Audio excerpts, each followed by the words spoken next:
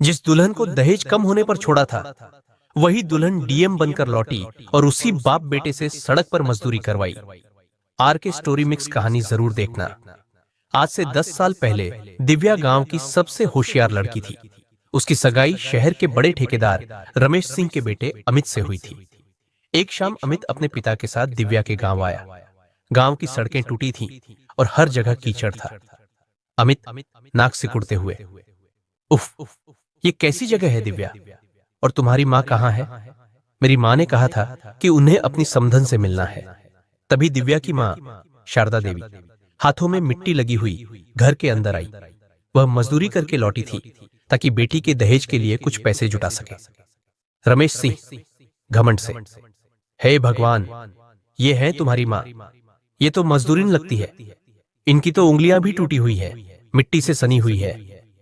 अमित, मैंने तुम्हें इस फटेहाल परिवार से शादी करने के लिए नहीं पाला। इनकी तो औकात नहीं कि ये हमारे दरवाजे पर खड़े हो सके। रमेश ने अपनी जेब से 50,000 रुपए निकालकर मेज पर फेंके। रमेश सिंह, लो, अपनी बेटी को और पढ़ाओ और हमारी सगाई आज से टूट गई। तुम्हारी टूटी उंगलियां देखकर हमारा दिल नहीं भरता। हमें तो हीरे चाहिए। अमित ने चुपचाप अपने पिता का साथ दिया। दिव्या और उसकी मां अपमान के आंसुओं के साथ उस घटना को देखती रह गई। उसी दिन दिव्या ने कसम खाई, अब वह हीरा नहीं, खुद राजा बनकर लौटेगी। डीएम साहिबा की वापसी 10 साल बाद गांव की जर्जर सड़कों के बीच तेजी से हॉर्न बजाती हुई एक सरकारी काली गाड़ी आकर रुकी। गाड़ी से उतरी दिव्या वर्मा अब जिले की नई डीएम थी। उनकी मां शारदा देवी उन्हें देखकर खुशी और अचरज से रो पड़ी। शारदा देवी, मां, दिव्या, तू आ गई। और ये सब क्या है? डीएम दिव्या मां के चरण छूते हुए, हाँ मां, आपकी बेटी आईएएस ऑफिसर डीएम बनकर वापस आई है। अब इस जिले में वही होगा जो मेरी मर्जी होगी। दिव्या को पता चला कि उनके गांव और आसपास की सड़कों के निर्माण का ठेका टेंडर उसी रमेश सिंह को मिला है जिसने उनकी मां का अपमान किया था। ठेका मिलने के बावजूद उसने सड़कों पर कोई काम नहीं किया था और पैसा हड़पने की तैयारी में था। अगले दिन डीएम दिव्या अचानक रमेश सिंह के दफ्तर पहुंची। दिव्या, मिस्टर रमेश सिंह, आपके पास मेरे गांव की सड़क का ठेका है, लेकिन काम क्यों रुका हुआ है? रमेश सिंह घमंड से, मैडम, मैं आपको जानता नहीं।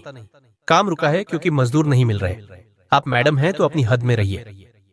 दिव्या गुस्से से खड़ी होकर, मैं अपनी हद में हूं और मैं तुम्हें अपनी औकात दिखाने आई हूं। दिव्या ने एक फाइल मेज पर फेंकी जिसमें 10 साल पहले हुए अपमान का पूरा विवरण था। रमेश सिंह का चेहरा पीला पड़ गया। डीएम दिव्या सख्त आवाज में, रमेश सिंह, तुम्हें याद है तुमने मेरी मां की टूटी उंगलियों का मजाक उड़ाया था और कहा था कि हमारी औकात नहीं। अब सुनो मेरा आदेश। डीएम दिव्या ने आदेश दिया, तुम्हारी कंपनी का ठेका रद्द किया जाता है और तुम्हें धोखाधड़ी के आरोप में गिरफ्तार किया जाएगा, लेकिन तुम्हारे पास एक मौका है। तभी अमित, रमेश का बेटा, वहां आया।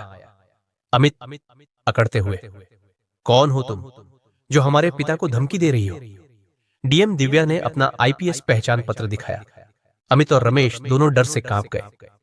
डीएम दिव्या अमित की ओर इशारा करते हुए, मिस्टर अमित सिंह, जिस टूटी हुई सड़क से चलकर मेरी मां ने मुझे यहां तक पहुंचाया है, तुम्हें और तुम्हारे पिता को उसी सड़क को खुद अपने हाथों से बनाना होगा। अगले दिन की सुबह कैमरे गांव की टूटी सड़क पर फोकस करते हैं।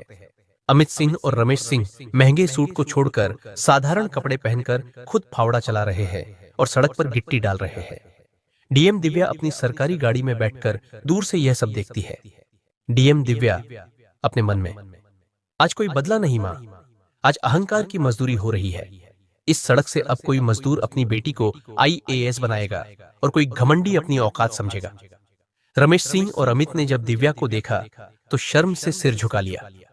डीएम दिव्या गाड़ी से उतरी और सीधे अपनी मां के पास गई। डीएम दिव्या मां को गले लगाते हुए, देखिए मां, आज आपके बेटे ने टूटी उंगलियों का आईपीएस बदला ले लिया। अब ये सड़क, ये गांव और ये पूरा जिला सुरक्षित है। ये कहानी दर्शकों को भावनात्मक रूप से छुएगी और अमीर का पतन वाला ट्रेंडिंग ड्रामा भी पूरा करेगी। कहानी अच्छी लगी हो तो लाइक करें और सब्सक्राइब करना ना भूलें। जय हिंद, जय भारत।